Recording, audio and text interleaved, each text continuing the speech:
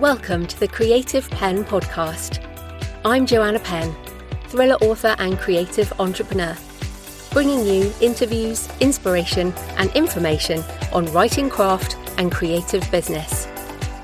You can find the episode show notes, your free author blueprint and lots more at thecreativepenn.com, and that's Penn with a double N. And here's the show. Hello creatives, I'm Joanna Penn and this is episode number 825 of the podcast, and it is Saturday the 23rd of August 2025 as I record this. In today's show, I'm talking to Clay Mullum about collaborating on a short story collection while podcasting the editing process, writing locally based stories to make it easier to sell in person, and tips for being a positive part of a writing critique group. So that's coming up in the interview section. In writing and publishing and book marketing things, Publishing Perspectives reports on Spotify's new follow-along feature for some audiobooks, offering an immersive experience that syncs time-stamped illustrations, graphics and media with audio narration, which is available for Culpability by Bruce Holsinger, one of Oprah's book club picks. It has original custom art from several designers that add a rich visual layer that deepens narrative immersion. More than 100 visual assets, photos, illustrations and graphics were created exclusively for Spotify, graphics that appear as listeners make their way through the title. These time-stamped materials are also available in the extras section and allow users to pick and listen to corresponding chapters of a given book. So I think this is interesting because it reminds me of the Book. I don't know if those of you have been around for a while, the video books from the mid-2000s, and we've seen these sort of attempts at immersive audio, all of which fell away because people like me who listen to a lot of audio, the whole point is often that we can do other things, either that we're doing chores or we're exercising, or just generally having no screen time. So, for example, listening for relaxation with your eyes shut or some way where you are not looking at a screen. So I think this is interesting. I personally will not be looking at a screen for any kind of audiobook. But perhaps people who watch podcasts on video or who are more used to screens will do this, or it will just fall away as an interesting thing. But it did make me think, and I've been wondering this in general over the last week, especially with the launch of Taylor Swift's new album, The Life of a Showgirl, which of course Taylor Swift being fantastic musician, whether you like her music or not, she is a hell of a businesswoman, and she has this limited edition vinyl album made from Portofino orange glitter vinyl with a collectible double gate fold jacket and double-sided fold-out panel with a poem, collectible album sleeves with never before seen photos, and that is just one of the products. There's also a CD and a cassette, and the tape actually has orange glitter. There's also a blue sparkle vinyl edition or a bouquet golden vinyl edition. They're all beautiful vinyl products. Now, most people are going to listen digitally. They're going to be streaming the songs or buying the songs or whatever digitally and listening on devices. So these vinyl records are collectibles. Really, you're not going to necessarily listen to the vinyl, although I suppose you might. But I was thinking, so why have audiobooks never been this beautiful? I mean, even with incredibly famous narrators, before digital audio, we had those padded cases, and I'm assuming that you know what I mean, these sort of padded cases. There might have been 6 tapes or 10 tapes, and of course a lot of things were abridged. They were cut down because of the amount of hours that the audio were. But they were always in a sort of padded case that looked like the book cover, the print book cover, and they were often hidden away in a back corner of the bookstore or the library, and mainly aimed at blind people or partially sighted people or drivers. And I did hear that they sold a lot of tapes in truck stops. But essentially then we skip straight to digital audio, and including these sort of incredible productions of audio dramas with famous actors. So I was like, why do we not have beautiful audio editions of things as well as our beautiful prints. So I can do the wonderful foiled edition and the sprayed edges and the end papers and ribbons and boxes and all this. Why can't I do that for audio? So I asked ChatGPT and it said basically, and I don't know why I didn't know this myself, but audiobooks are too long for vinyl. So a 12-inch LP at 33 1/3 RPM sounds best at 20 minutes per side or 22 minutes max. So a 10-hour audiobook would need a lot of LPs. And yeah, so that's one thing. Also, it says the cassette and CD era was more utilitarian. It was around commuters, libraries, cheap, sturdy cassettes in plastic boxes and CDs that were not design-led retail. Then, by 2024, 99% of US audiobook revenue was digital. So with physical essentially gone, publishers have little incentive to invest in elaborate packaging. But then I did kind of press it for examples of where has this been done. And it turns out that HarperCollins did a 5 LP edition, a limited edition of Neil Gaiman's The Monarch of the Glen and Black Dog. It has a numbered slipcase, artwork, and of course a digital download.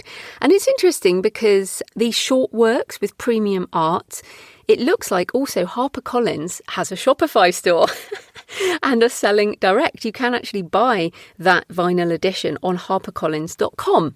So that in itself was interesting to me. And there's also a long history of poetry and spoken word on vinyl. So Cadmon Records seems to be a popular one for collectors.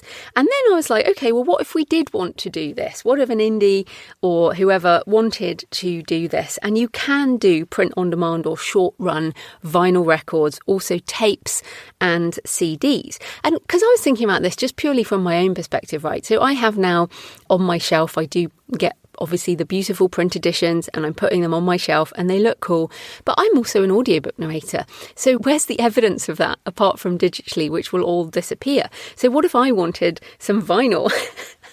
And so I actually like this idea. Maybe if you like this and you're really keen on it, you could do it as part of a Kickstarter, or you can do these print on demand, but I think they're probably more suited to special sales. But essentially you can use sites like diggersfactory.com or vinylify.com, which will even do one vinyl record. So some tips on what you could do. You could really just think a 15 to 40 minute piece. So it might be a short story, it might be poems or a themed essay with maybe some kind of sound design. That would make a really nice product, or one 60 to 90 minute cassette, so half an hour to 45 minutes per side. So that is a possibility. And then pair that with the beautiful printed products that go with it. So maybe a chapbook or a certificate, or you can foil stamp or a fold out map or an art print.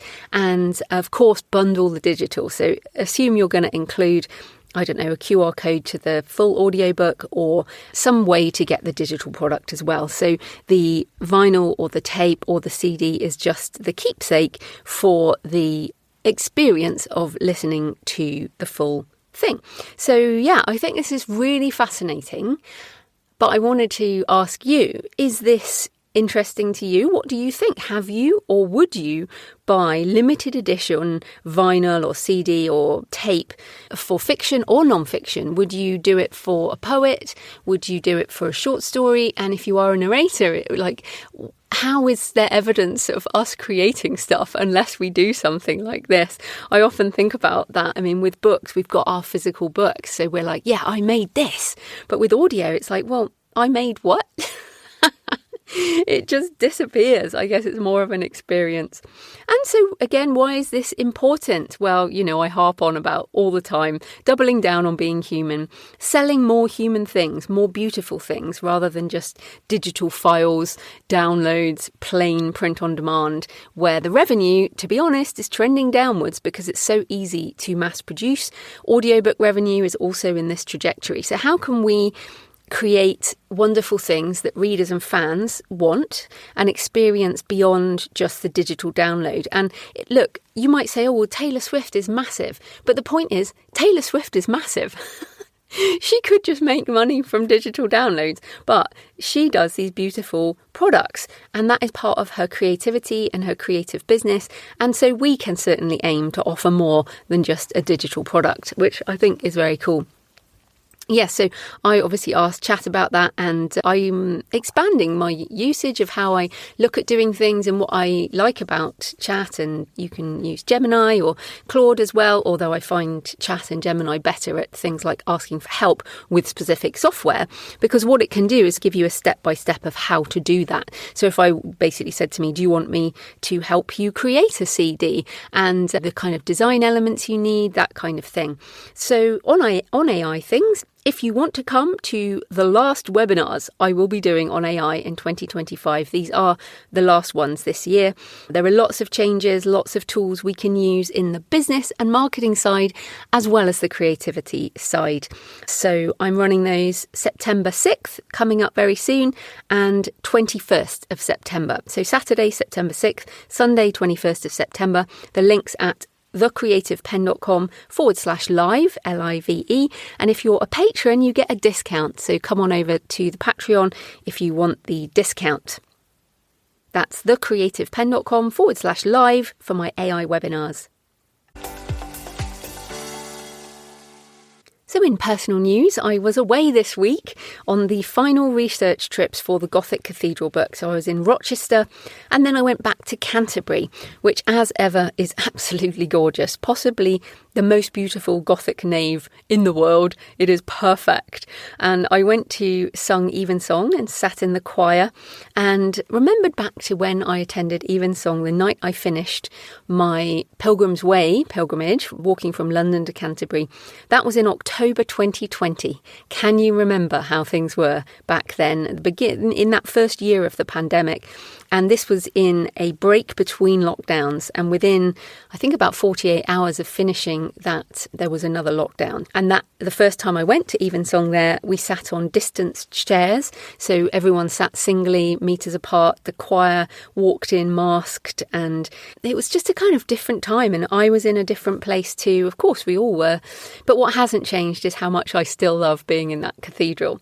And I stayed again at the Cathedral Lodge, which is inside the grounds. Now, Canterbury Cathedral has their own constabulary, yes, their own little police force, and once they shut the gates, the police officer has to open it for you, which is kind of cool.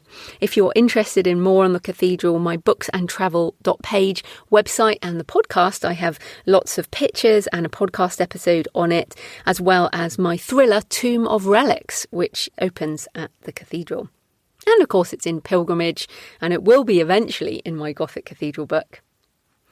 And another little tip when travelling for book research and using ChatGPT on your phone, make sure you have the official app, because there's lots of fake ones. But if you're on the official app, the more personalised context you give, the better. And I have memory enabled, and it knows what I like in terms of Gothic cathedrals and the themes I like. Or, of course, you can say in your prompt something like, I'm visiting Canterbury Cathedral today, if you want a time-specific answer. Give me 20 interesting things about it and things to see around my interests of memento mori and deep time, and particularly Gothic elements. Where will I find them in the building, and anything else that might be useful when I'm visiting. And I will also ask for book recommendations as well. So that was, and if you want to see pictures of Rochester and Canterbury, JF Penn author on Instagram or Facebook. I've also been working with a virtual assistant on updating my Shopify store for creativepenbooks.com. So if you haven't been there for a while, you can go have a look. It has been updated. It is now using the Impulse theme, which is the same as JF Penn Books. I just think this is a better theme. I haven't actually updated Creative Penn Books since my minimum viable store, which was like 3 years ago. So obviously I've added new products, but it was a good update and needed to be done. And there are now reviews on the pages. It's more easily organised. And remember, you can still get Successful Self-Publishing, the 4th edition ebook and audiobook. They are still free as this goes out. And it's interesting how many new people this free offer is bringing in. And the reason I mention it is because I've had tons of emails saying, where are the books? And then I have to educate them on, oh, well, you would have an email from BookFunnel and it might have gone to spam, because this often happens the first time people get an email from BookFunnel. So then we say, please check your spam folder, and here's the link again just in case. So this educating readers and listeners on buying direct from us is so important, and every single reader that we educate on buying direct helps the next author trying to get people to buy direct. So yes, I think this is important.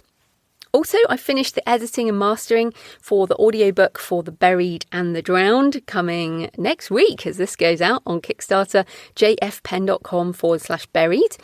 It's human narrated, so I've been narrating my own short stories for years, so I had to do the extra 2 and then a whole load of author's notes, which I hadn't included on some of them. And just a reminder of Hindenburg Narrator. So if you don't know about this, it's fantastic software. You can use it for everything, for recording, editing and mastering. I just use it for mastering. But you import your edited files, and with one click, it masters to the ACX standards, which then you can use on any audio platform. This one piece of software has saved me probably thousands of dollars now over the last few years, because mastering is something that you generally have to pay for if you use human narration, unless it's included in your narration price if you're using a professional. So that is Hindenburg Narrator. Hindenburg Narrator, excellent software for audiobooks if you are a human. So thanks for your emails and comments and photos this week. Danny's interview had so many positive comments. On YouTube, Marshwood Vale said, "Thanks for this wonderful interview. It's a story that also feels very personal to me." And also on YouTube, Miani Cole says, "Thank you for this beautiful and truly inspiring interview." And Janet emailed and said, "Thank you for the Danny James podcast. This is one of the best ones for me so far. As I'm writing a biography, I also want to do a kind of translation. I want to rewrite a book that was published in 1932 and is in very old-fashioned and difficult to understand language. The way Danny describes how she feels about the book is very close to my own thoughts. It was a bit like listening to myself out loud." Yes, wonderful interview. And I loved talking to Danny. I think she really reminded us about the pure joy and satisfaction of working on a book we love and will work on as a passion project, regardless of any commercial outcome. And sometimes that might take years. And I have a friend who's working on a poetry translation, and he's been doing it for years, and it's going to take many more years. And I've often thought, wow, that really is a labour of love. So it is sometimes really good to think about, like, what do we care about that much? I mean, it's fantastic. Also, Nina sent pictures of the ruins of Whitby Abbey on the Yorkshire coast. If you haven't seen it, go check out pictures online, and also check out the Whitby Goth Festival, which every single year I'm like, I really need to go to the Whitby Goth Festival. But I'm one of those people who's kind of goth inside. I say I'm a vanilla goth, so you'd look at me and you'd never think I was a goth, but inside I pretty much am. I'm like Wednesday from the Addams Family, which of course is back on now, which is very cool. And Victoria sent 2 pictures of big sky and big land. And she said, "I always thought there was nothing to see between Saskatoon, Saskatchewan and Calgary, Alberta, 6.5 hours drive. Often when I take that drive, I listen to your podcast. Earlier this year, I heard you ask us to send a picture of where we're listening. I stopped the car and took 2 pictures. It was a day with the brightest blue sky, miles of brown fields in all directions, some power lines, a road essentially devoid of traffic and lots of sunshine. My first thought was that Joanna wouldn't see much of anything because there's nothing to see. Then I remembered you sharing on your other podcast about how you love being a speck in the world. And as I reflected on that, I realised there is much to see on this trip from Saskatoon to Calgary. You can see in all directions with nothing to impede your view. With wide open spaces, there's room for creativity and dreaming without limitation. So thank you for giving me a new perspective." I love that. Thank you so much, Victoria. I love that you sent those pictures and that you shared your thoughts. And you're so right. There might be a lot more to see inside your wide open mind there. And I really do love to hear from you all and see your pictures. So send me a picture of where you're listening, or your favourite cemetery or graveyard, or just a comment on the episode on the show notes at thecreativepenn.com or the YouTube channel. Or email me, joanna@thecreativepenn.com. I love to hear from you. It makes this more of a conversation. So today's show is sponsored by Publisher Rocket, which helps you with keyword and category research on Amazon, which you need for your metadata when self-publishing, as well as generating lists of keywords for your Amazon ads. You can do it manually on Amazon, but it takes a lot more time, and you have to think of all the different permutations to search for. So I found that Publisher Rocket saves me time and frustration, and I use it for every book in every genre I publish. You can use it to find keywords that readers actually type into Amazon search. You can also learn about other authors' sales with the competitor analysis. You can use the reverse ASIN feature to see what keywords other books are benefiting from. Plus, you can discover best-selling book categories and niche categories, which you can use to write to market if that's your thing. You can find profitable keywords for Amazon ads and easily export them. You can search separately for the US, UK and German stores, as well as ebooks, audio or print, and in English or German. Publisher Rocket is constantly adding new features and capabilities, and it's always a free upgrade for owners. It's a one-time payment with 30 days money-back guarantee. You can start researching keywords, categories and competition right away. There are lots of handy tutorials, but personally I think it's pretty intuitive to use. Publisher Rocket is one of my must-use tools as part of my publishing process. It is very reasonably priced, so check it out at publisherrocket.com. That's publisherrocket.com. So this type of corporate sponsorship pays for the hosting, transcription and editing, but my time in creating the show is sponsored by my community at patreon.com, patreon.com/The Creative Penn. Thanks to the 6 new patrons who've joined in the last week, and thanks to everyone who's been supporting for months and years. If you join the community, you get access to all my backlist videos and audio covering topics on writing craft and author business, as well as AI tutorials and tools.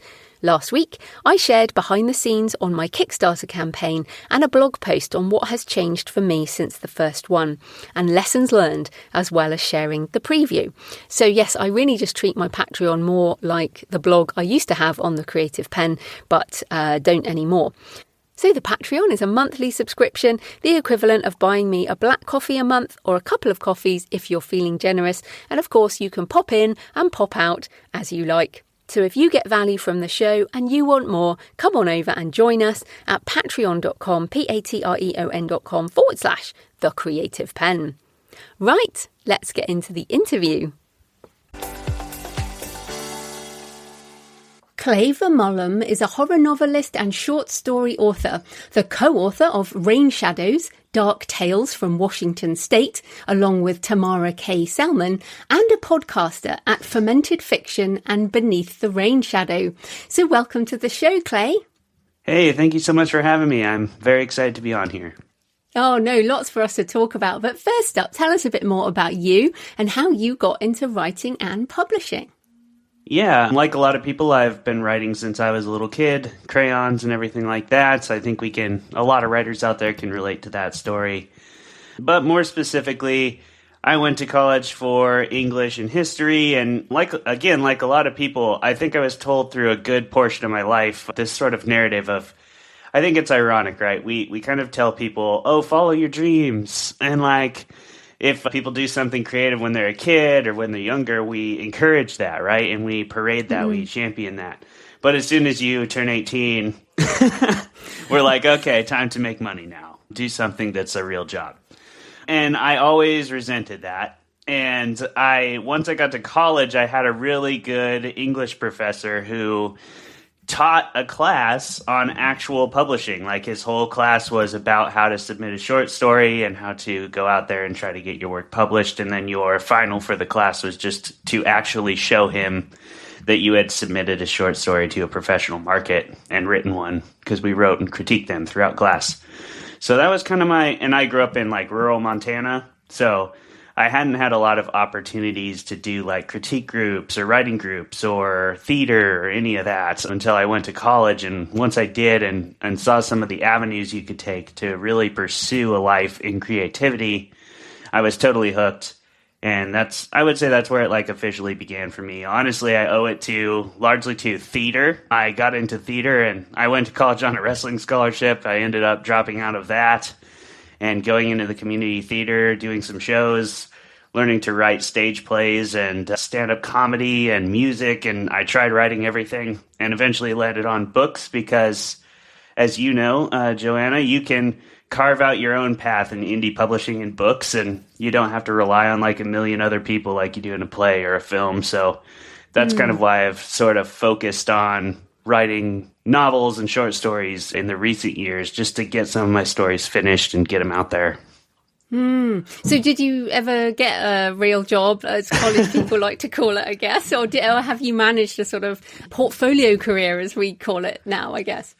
I'm finally getting to where that is my full-time job. For about the last 3 years, I've been full-time writer, freelance stuff, magazines, editing gigs, kind of patching all that together with what I publish and put out there, and a bunch of other like groups I work with and such. So I'm there now, but it's only been about the last 3 years. You know, up until then, I've worked lots of side jobs, kitchen jobs, and a teaching job, and all kinds of stuff like that. I freelanced in the film industry here in Seattle for a solid 5-6 years as well. And when I was doing that, I was just taking any job that would come my way. So I did a lot of production assistant stuff and grip and electric stuff.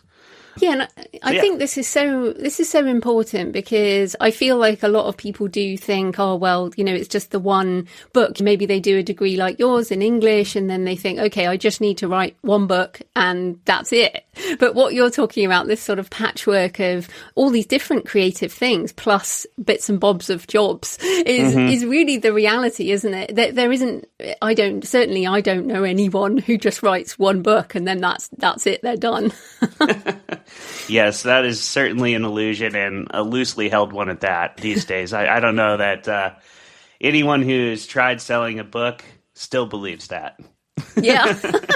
Yeah, but perhaps if you haven't yet finished that first book, you know, right, you can still believe that. But it's great that your professor kind of encouraged you all to submit, because I guess you also started getting rejections pretty early, right? So are most of your works short stories? Because I saw from your website you do a lot of short stories.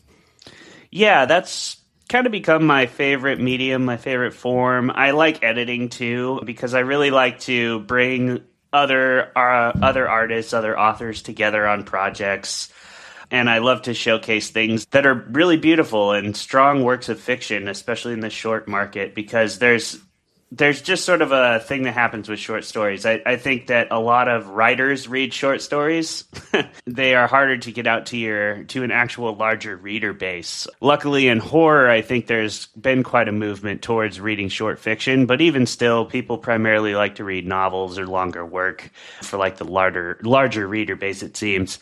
But I love taking every opportunity I can to collaborate with people and to bring awesome artists together on projects, and to get these stories that, even if they've been printed somewhere else like before, to get them back out there when I find them. And I'm like, this story's awesome. I see if I can get a reprint and make an anthology with it. And just doing those kind of projects, it's always been really rewarding to me. So I think I like writing short stories because it also allows me to explore that editing side of the work as well.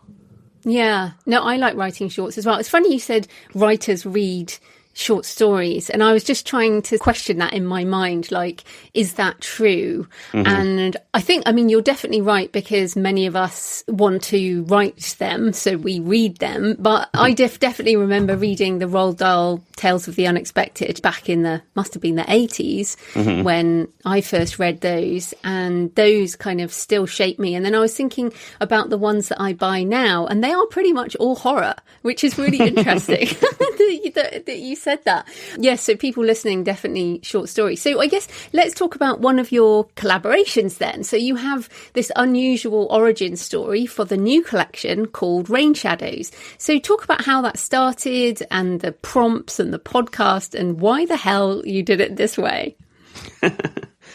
Yeah, it all ties together nicely. This story came out of a critique group where I met Tamra for the first time. So I found this critique group just randomly on Meetup.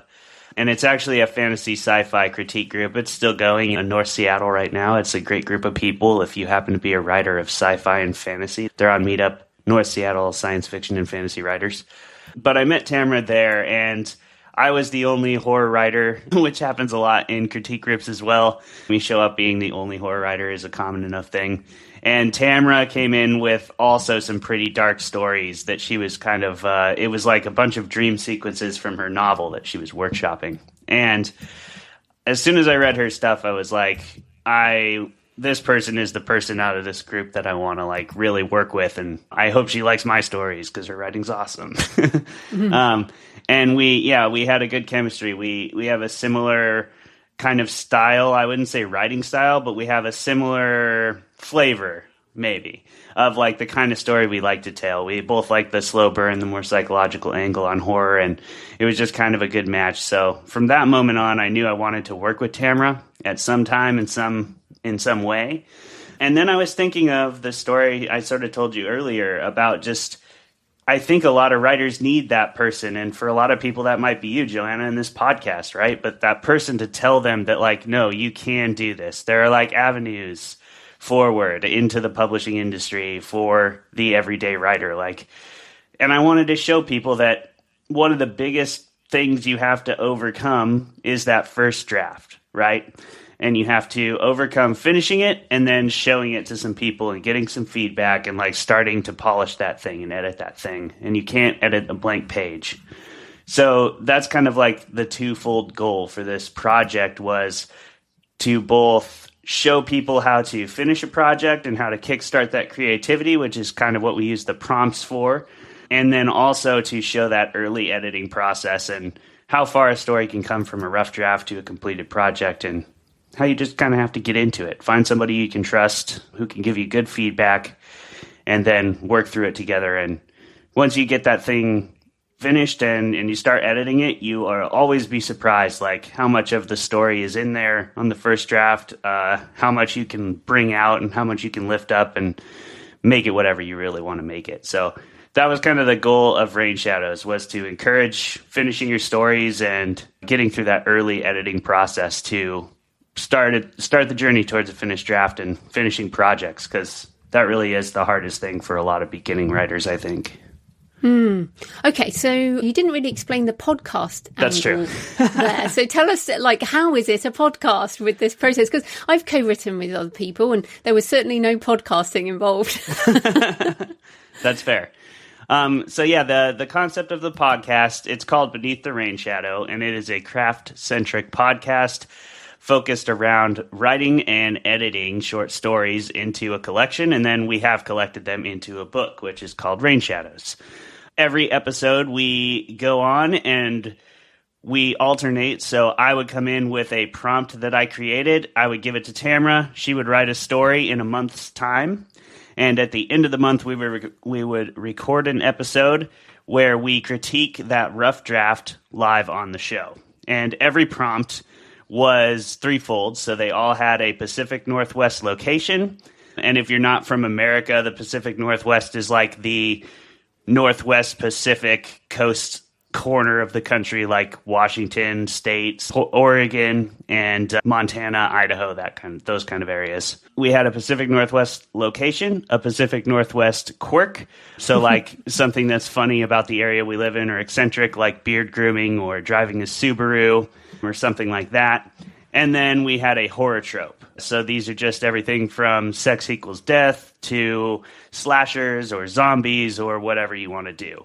Those are largely just jumping off points for us. We had a rule to include every part of the prompt in some way, but it could be as small as a character just driving a Subaru, or the story could be centered around a Subaru, but it didn't have to.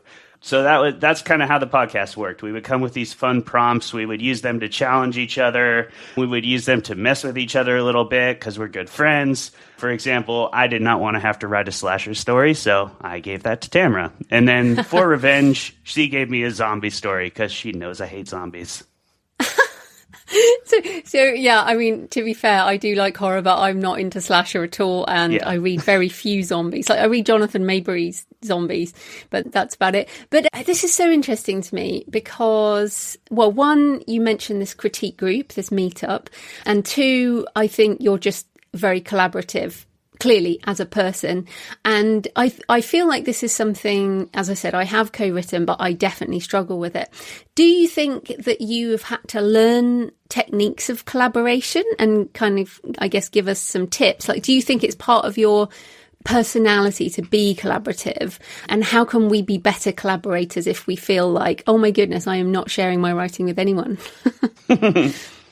No, that's a great question. I definitely learned a lot. And the nice thing about, co-writing like a single narrative would be one thing too, right? And this isn't necessarily that, because we were alternating short stories. So we definitely like co-edited this collection, but we also had the benefit of co-writing individual stories. So we still kind of had final say over our own creative narratives, which I think helped. And I think that kind of collaboration could be a good way to work into it. If it's your first time, you could try collaborating something where you're more co-editing than co-writing everything. But regardless, I think the key to it is just you have to come into it with an open mind. You have to come into it feeling ready and malleable, because as we all know, we have to kill our darlings in the writing game. That's just part of it. You're going to have passages of interior monologue or a beautiful conversation that you have to cut from the story because it just doesn't serve the larger goal, doesn't serve the beam, right? And you have to get to that stage of the editing process where you're able to take the feedback of your co-writer effectively and conducively and apply it to the work in a meaningful way. And again, like, I find that I always discover that makes the story better. It always does, to get good feedback from a experienced collaborator who can bring an objective opinion to it and help you improve it from there. And then you have to make sure to hold on to the essence of the story. But I think the key to writing together is not to look at how they're going to change the story, but looking at it as like what they're going to bring to the story. What about their work or their style of writing or who they are as a person makes them someone you want to collaborate with? And remember that as you're working with them, like, what are they bringing to the table that you couldn't? Because everybody is better than you at something. And I think that's what I love about collaborating the most, is everybody can bring something wholly unique. Everybody can tell a story that I could never tell. And that's what makes writing beautiful, right? I want that involved in all of my work if I can. Like, if somebody else can bring their perspective, their vision, their creative power and energy to something I'm working on, it's always going to make my stuff better. And pick your collaborators wisely. Do your research, read their stuff, get to know them as a person before you jump on board is important too. Like, I knew very well that I was going to get along with Tamara on multiple levels. And like you've said, this is a podcast too, right? So it's extra tricky. Like, you can't just be a good writer for this project to work. You also have to be good on the podcast, which is an entirely different set of skills. Yeah, it really is. And well, I'm still interested in this. So you met at this critique group. I've never been in a writer's group. So this is like something, I'm like a super lone wolf kind of writer. So you talk there about, and obviously you do the feedback and the critique in the podcast, the Beneath the Rain Shadow. So if people listening, if they want to be a better critique partner, so somebody who is able to, like, they don't necessarily want to be an editor, but they want to be able to work with someone in the way that you are, where they're respecting that person's voice, they're respecting what the author wants to do with the story. So like both you and I, like, we don't like slasher stories, but if like a friend said, okay, I need your feedback on this, we can't just say, I don't like that. So I guess I'm really asking, how do we take our personal preference out in order to be more positive in feedback, but still useful? Because I feel like I get so many emails from people that say, I went to this critique group and I got absolutely slated. Like I just got destroyed because people were so negative and horrible and they just don't like my stuff. So how do we tell the difference really and help be better critique partners? Yeah, that's a great question. And finding a critique group is difficult. So if you are one of those people out there that's looking for a good critique group and you've just ran into a bunch of bad situations, know that that's part of the process. That is normal. But there are good groups out there. And when you find them, they really do help make your work better. I think the key to it, if you're going into it as a critique partner, go into it remembering who you are and why you brought your stuff to the critique group. Go in remembering what you're looking for from a group and remembering how hard it is to put a story together and to bring a final story to the page and then share it with the world. Put it out there. It's a very vulnerable thing. Writing is such a lonely game. And the critique group can be a beautiful place to not only share your story and your work, which we all end up sharing with the world eventually, but it's a place where you get to share the process too. And that's the part that's so lonely. That's the part that the world doesn't know about, right? Unless they're listening to interviews like this and getting that behind the scenes. But your critique group is a chance to go in there and share that whole experience with people who truly understand it. And I think that's always good for people whenever you're working through something difficult like writing. It can be a very difficult game, right? So I would say start with that. And then once you go in, there's like some semantic like tips and tricks too. Like, for example, I try to read every story twice. When I critique, I try to, if not 3 times, depending on how like confusing the story is or whatever. But one technique I like to use, and Tamara will champion this technique as well, take the story off your computer and put it on an e-reader or print it out or do something that makes it feel different than like a Word document. E-readers specifically are nice because they format it like a book.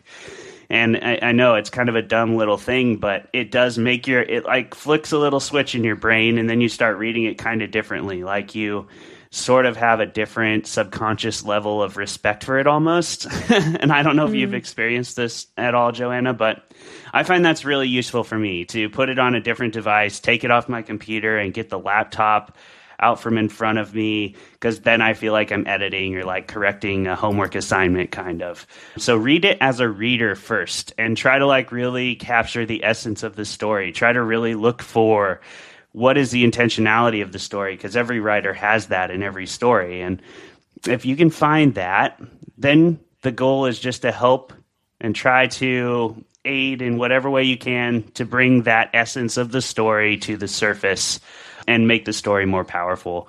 And you can only offer your subjective opinion.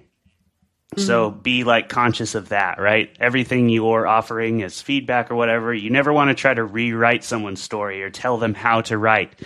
You want to share your experience as a subjective reader, a consumer of the story itself, and then as a peer and as a writer. And you can offer always, if you're going to give feedback, always offer something to go with it that helps bring the essence of the story to the surface. And I think if you can do those things, that's a good place to start on being a good critique partner. If you want to hear a really, really long rant about it, you can listen to episode 1 of Beneath the Rain Shadow.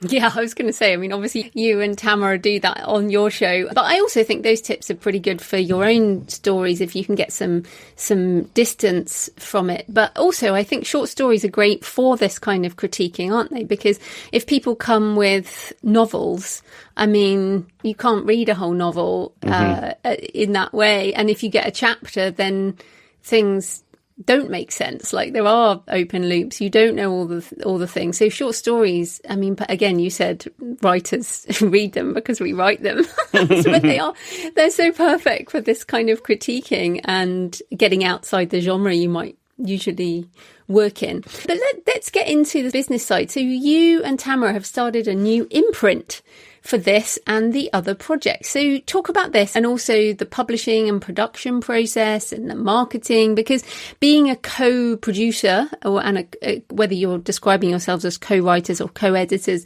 this is difficult. It is difficult to do the business side just as much as the creative side. So tell us about that. Yeah, and I mean, I'm still figuring out the business side, to be completely honest. When it comes to having an imprint, that is a new experience for me. I have worked for a couple like small indie presses and helped out at a couple other magazines and things like that. So, and I've indie published my own anthologies and my own work, but I've always just done it under my own name and not really worried about that as much. So doing this joint business venture with Tamra is very interesting. And luckily, she has like 40 years of experience in the publishing industry. So she's definitely got that skill set to put together the marketing playbook and put together the timeline and kind of like help us stay on track for everything. And my part of that has largely been finding the contacts and utilizing a lot of the tools that I used when I have indie published my own work. So I have a good contact with like a guy who's really good at book formatting, copy editing, and proofreading. So I usually go to him for my final stage stuff. That's J.W. Donnelly at Dark Forest Press. Definitely recommend him if you need like those kind of late stage publishing services or editing services. He's awesome. So I've had those contacts for a while, and I helped connect some of those dots. But in terms of organizing everything and getting it all laid out, Tamra was largely the instrument of success there. Then we're trying a lot of things out because it's interesting. You come from a podcast, and one of the reasons I got into podcasting in the first place was actually from, I know you know these guys, Johnny B. Truitt and Sean Platt's book, Write, Publish, Repeat. Mm-hmm. But they talked about in there finding a way to create content that works for you and to be present in the writing community in a way that actually works for you instead of just like social media lurking or half-heartedly doing something you know you're like supposed to do.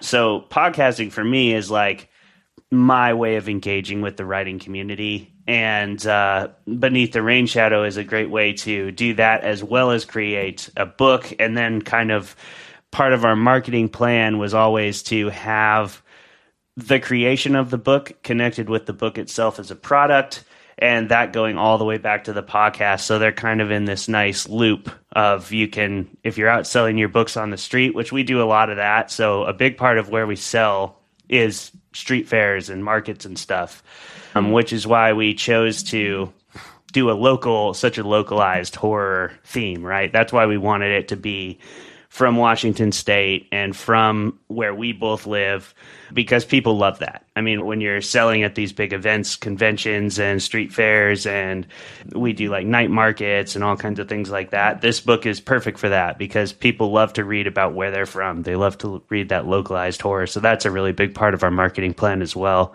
is that kind of boots on the ground selling mentality. And then obviously we went wide too. We used Ingram Spark to distribute.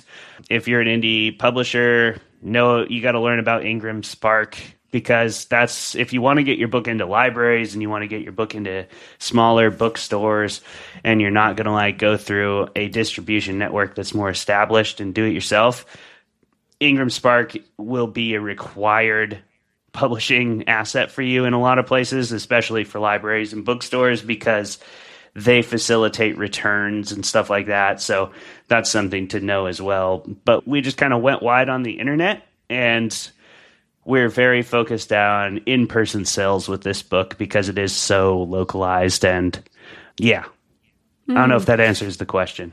Yeah, it's actually really interesting. Did you, because you knew you were going to do a book from the podcast, so did you like set up a pre-order from the beginning of the podcast?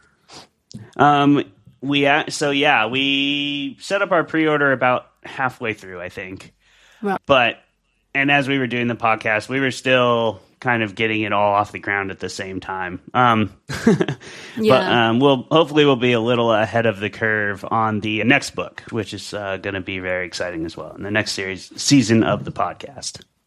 Yeah, I love the local idea. Again, you kind of really baked some good marketing into the actual book itself, saying that people like to buy local stories. And of course, it doesn't have to be horror. You know, people listening, if they write romance or whatever they write, nonfiction as well. Mark Leslie Lefebvre, who's been on the show, and he's written sort of local various books about places. And so I think this is really interesting. So any tips for selling in person at fairs and things? Like, how has that gone? And what about writers like me who are still worried about this? Yeah, definitely could give you some tips. I do a lot of that. And we haven't sold a ton of Rain Shadows online, but we have sold like almost 200 copies like by hand already. And it's a lot of fun because you get to engage directly with your readership. And I think that goes a long way towards word of mouth, especially in this day and age of oversaturation out there, right? There's so many writers, there's so many stories, there's so many books, so many algorithms to compete with. And word of mouth is still our most powerful ally as indie publishers, like people going out there and reviewing our work and sharing it with their friends. And if they meet you in person, I think they're more likely to do all of those things, as well as to read the actual book. Like, I think a lot of people are trophy collectors too, right? Like, just a good-looking book for the shelf, and you never read it. We all have, like, giant TBR piles. So that face-to-face interaction, I think, in this day and age is exceptionally powerful and important for indie authors. So that's a good reason to do it all by itself. And for tips and tricks, like, you do have to learn kind of just the energy of selling books in person is definitely different than doing it online or through social media. Doing a podcast is helpful for that, learning how to talk and kind of like raise your energy levels to an appropriate on-air personality. You do have to adjust all that, right? Like, we're always putting on a little bit of a performance, even when we are, we're just having a chat, essentially. But engaging with your audience, being genuinely interested in people, and letting them engage with the work. And then there's a few tricks we have in this collection specifically. So something that's nice about it is at the start of every story, you get to see the prompt that created the story originally. So the Northwest location, the quirk, and the horror trope are there. And then we also have a map of Washington with a little star on it, so you can point right to where every story happens. This is nice for a couple of salesy reasons. It is a good way to get the book in people's hands, which is like a classic sales trick, right? If you're selling at a street fair and you can get people holding the book, they're a lot more likely to buy the book. Ooh, nice tip. Yeah. So as in, you're opening it and showing them the map, and then they're holding it. It goes a long way. People already have it in their hand. They're already thinking about it. And then you open it and you're like, oh, where are you from? And they go, oh, I'm from Granite Falls. And you're like, oh, okay, well, we have a story that takes place, boom, right here, kind of right where you live.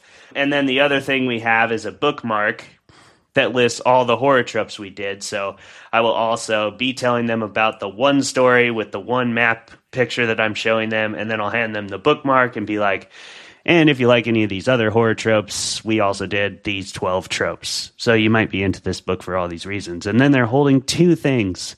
And those are some of the like simple tips and tricks, I would say. Just have a good energy, engage with people, be interested in them, ask them a question or two, and find out what they like to read. And then in the case of this book, we went wide on topics. We went wide all over the horror genre. So like we wrote stories from aliens to zombies to technology, creepy technology, all kind of things, mushrooms. So there's a wide swath of like horror stuff that we included in this collection. And we did that knowing that like we want to capture as big of a horror audience as we can. Because there's a lot of people that are into a certain subgenre, but then there's other aspects of horror they don't like, and largely those are based on misconceptions in a lot of cases anyway. So hopefully this collection that's dedicated almost wholly to subverting tropes and taking unique approaches at old, tired ideas can sort of help with that and get some people reading horror. Yeah, I think that's really cool. And I haven't really talked about this on the show, but I do have an idea for a book set in my county of Somerset here in the southwest of England. And as you're talking about this and the kind of the map and all of that, I'm thinking, I can see how baking in that marketing early on is just such a good idea that I think that will help a lot of people listening, actually. So let's just come back to some of the other considerations around podcasting. So when you set up the podcast with Tamara, is this a business thing? Like, are you paying for hosting? Are you driving traffic to an email list? Your Patreon, is that under your new imprint? Like, is everything co-owned now around this idea? Yeah, when it comes to this project, Tamara and I just split everything 50-50. We pay for a few hosting things and like your standard things you have to have. Like we have a domain name and we have a pretty basic website. We have Patreon that we're still kind of building out. And we paid for all the publishing costs 50-50. We split royalties 50-50. So it's just all kind of right down the middle for us. Now, for the next season, we're bringing on 2 more authors. And so for that, we have a couple strategies that we've talked through and thought about quite a bit. We've decided we're going to pay them like a good rate for a short stories rather than do a royalty split. It. Yeah. Because I don't know if you've ever had to track someone down. It's a nightmare. It's the worst. And that's another part of the strategy, too, that you might be interested in, is when we do in-person sales, Tamara and I, so we split royalties just 50-50, but then when we order author copies to sell in person, we also just split the cost of that down the middle, then we split the books down the middle, and then when we go out and sell in person, we don't really worry about royalties. We just kind of like, if you sold the book, you could keep the money for that book, unless we're both at the event. So we're collaborating on it on a lot of levels, and luckily we have a lot of trust for each other, which is requisite for this. But yeah, it works for us. It wouldn't work in a lot of other situations. But for the next one, that's why we're keeping it like, we're going to pay both of you a good writing rate, and then we are going to keep all the royalties because we don't want to have to chase our tails on that for the rest of eternity.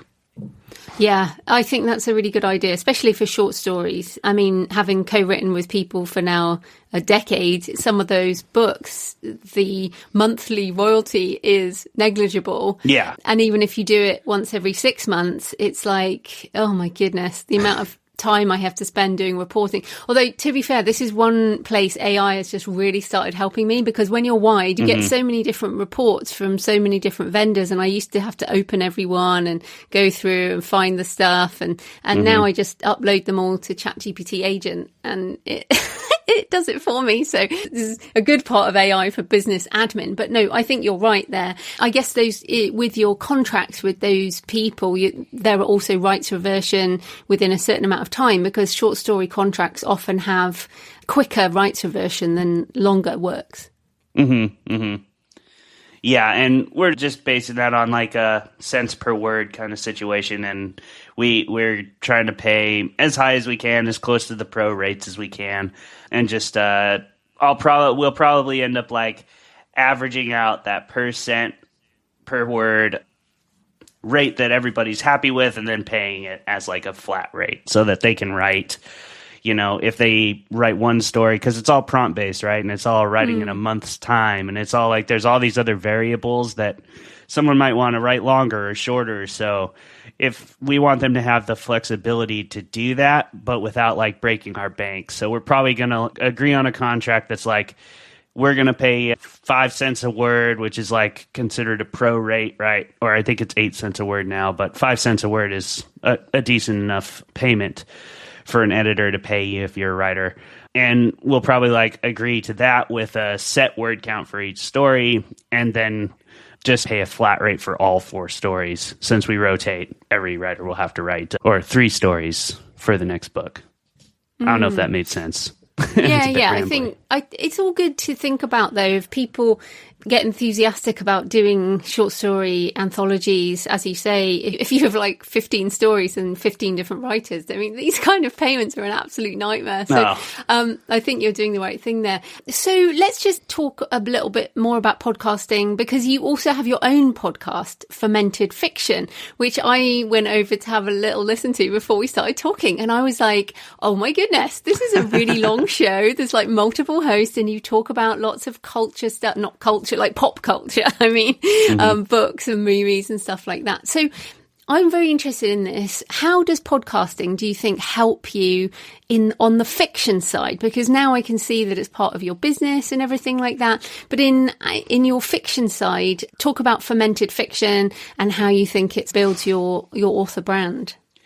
How much time do you got, Joanna? Well, you've got about 5 minutes left. Yeah. I love Fermented Fiction for so many reasons. It's become one of my favorite things I do.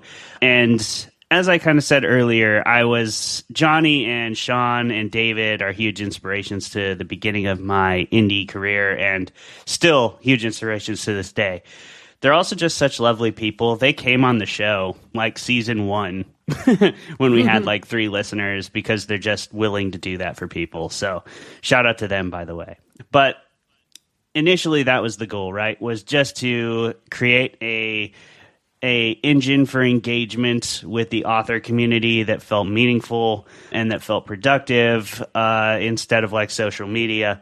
And it became something much more. And like you're asking specifically about how it affects my fiction and how it helps with my writing. And Fermented Fiction has been fantastic for that because it helps me analyze fiction through a new lens, through a critical lens.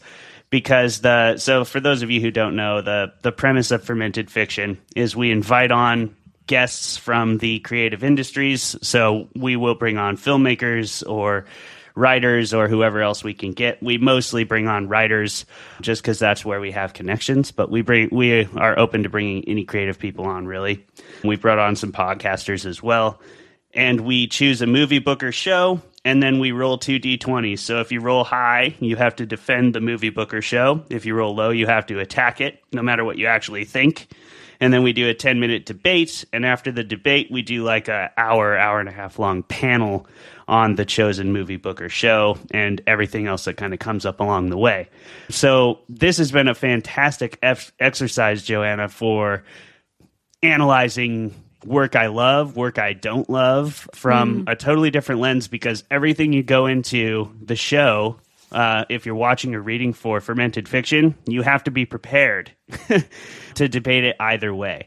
So it's a good way to learn how to look for things you love in maybe movies that you didn't used to appreciate or that you didn't like on first watch, or books, the same thing, right? Like maybe you read it and it wasn't your cup of tea.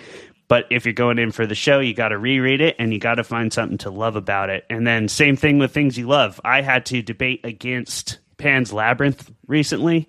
And, it was so hard, Joanna. I had to watch that movie like 3 times, literally in a row, to be like, how is this not a perfect movie? And my conclusion was, it is a perfect movie.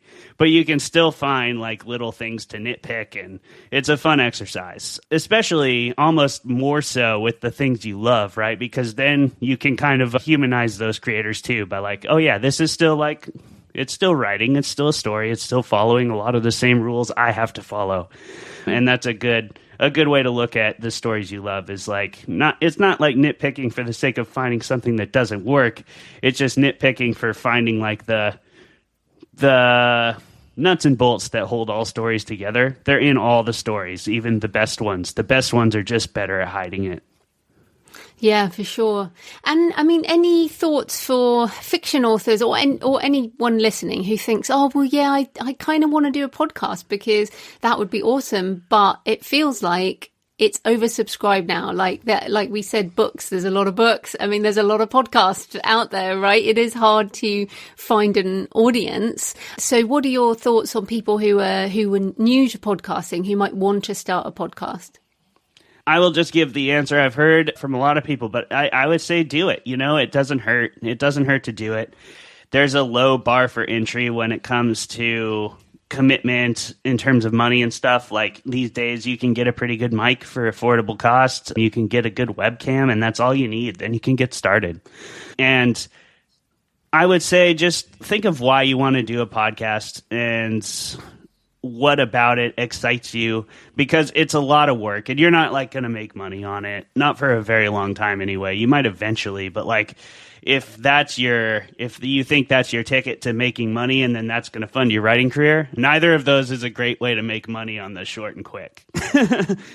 For sure. So like you're going to have to work really hard to pull off either of those career choices. However, I do think podcasting is really good at fueling a creative career. It's really good at helping you promote yourself. It's a great way to put out good content out there without making your writing. If you don't want your writing to be like the content that you feel you have lots of deadlines around or lots of obligations. Like, for example, I don't want to write a short story every month necessarily forever, right? I like doing it for Rain Shadows, but that's like a self-contained project that has an end date. And I don't feel like I have this looming obligation to my readership for all time to like produce a story a week or something. I would rather be able to take my time with my writing and release the stories I want to tell when they have become the stories I want to tell and not before, right? I like to have more control over that. So for me, having a podcast is a great way for me to release something every single week that is directly connected to the work, that is connected to the craft, that is connected to the community in some way. And that keeps you out there. It keeps your voice active. It keeps you thinking. It keeps you creative. So I think podcasts can be great fuel for that. They can help you prop up your writing and vice versa. And they can be a great way to engage with the community in a meaningful way. And you will be shocked who will say yes if you ask them to come on a podcast. It's awesome. I mean, writers are very generous people a lot of the time, most of the time. We've had all kinds of awesome guests on the show, and you can just ask. And the worst thing people can say is no, and it's a great way to engage with the community. Brilliant. So where can people find you and your books and your podcasts online? Yeah, so you can find everything about Rain Shadows at rainshadowsstories.com. That is rainshadowsstories.com. That will have the Beneath the Rain Shadow podcast, and it will have all the info on that book.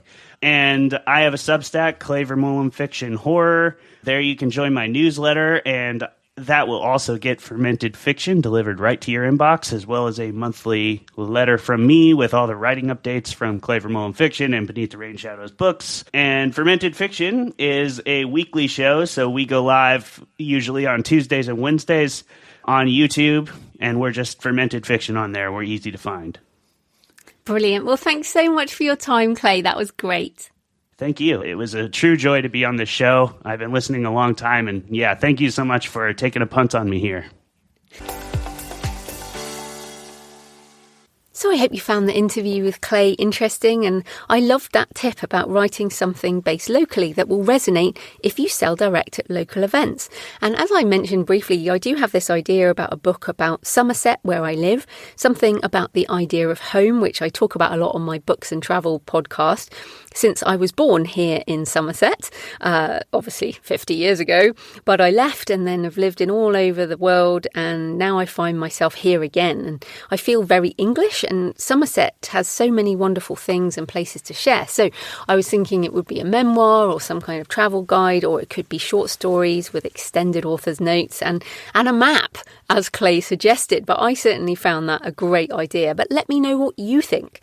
Please leave a comment on the podcast show notes at thecreativepenn.com or on the YouTube channel, or email me, joanna@thecreativepenn.com. Send me pictures of where you're listening or your favourite cemetery or churchyard. Next Monday, I'm sharing a discussion between me and my friend Orna Ross about the craft and business of writing poetry and short fiction. In the meantime, happy writing, and I'll see you next time. Thanks for listening today. I hope you found it helpful. You can find the backlist episodes and show notes at thecreativepenn.com/podcast. And you can get your free author blueprint at thecreativepenn.com/blueprint. If you'd like to connect, you can find me on Facebook and X at The Creative Penn, or on Instagram and Facebook at JFPennAuthor. Happy writing, and I'll see you next time.